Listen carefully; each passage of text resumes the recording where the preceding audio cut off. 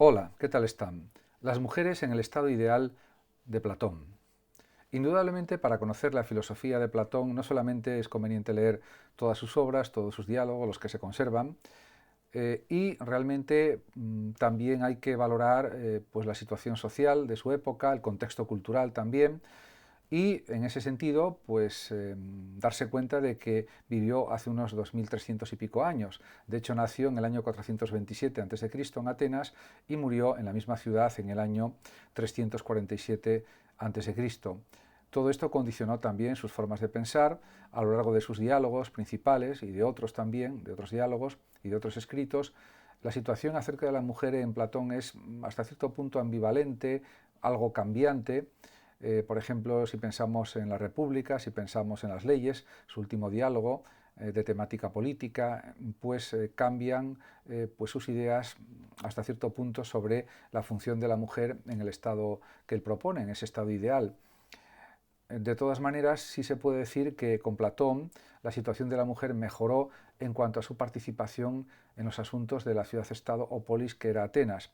No hay que olvidar que Atenas tenía aproximadamente unos 20.000 ciudadanos libres, aproximadamente, también pues unos 80.000 o 100.000 esclavos. Esto condicionaba también la filosofía política de su tiempo y eso influía también, diríamos, en los escritos, en las argumentaciones de Platón, indudablemente.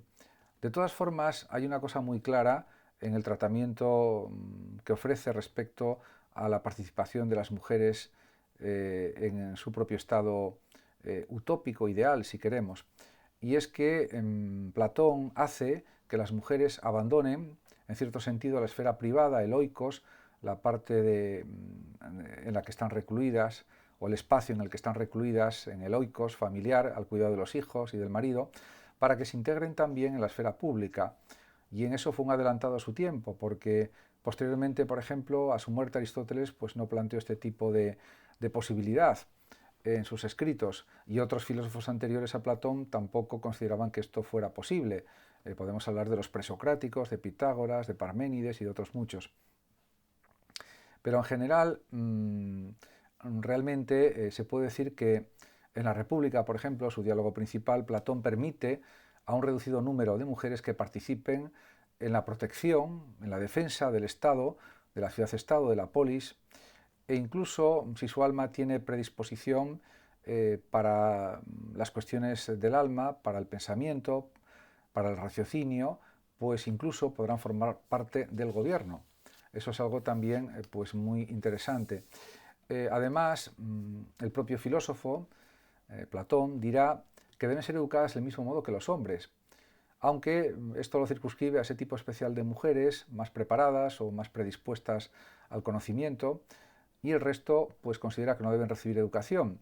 Pero a veces en sus escritos dice que sí, que todas las mujeres deben ser educadas, básicamente porque de esa manera pues podrán procrear a hijos, podrán tener una descendencia de hijos más virtuosos, porque ellas estarán más preparadas, más formadas, y se supone que luego sus hijos también tendrán mejores mentes, mejores capacidades, etc.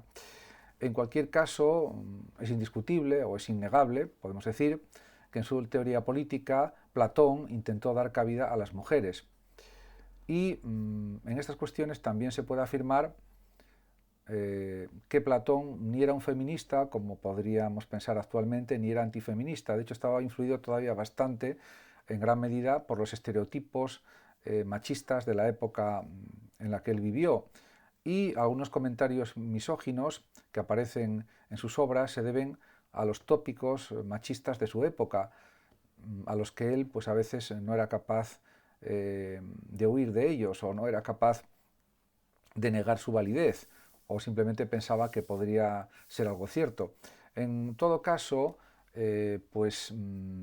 podemos decir que rompe Platón con los esquemas tradicionales de la época y hace que las mujeres abandonen la esfera privada y alcancen la esfera pública, se integren en la misma, por lo menos en algunos casos de las mujeres especialmente dotadas o preparadas para el conocimiento, para la sabiduría, para la política, etcétera, y sobre todo las mujeres especialmente interesadas en esas cuestiones, que también pueden hacer una buena tarea política y pueden desarrollar una buena función política.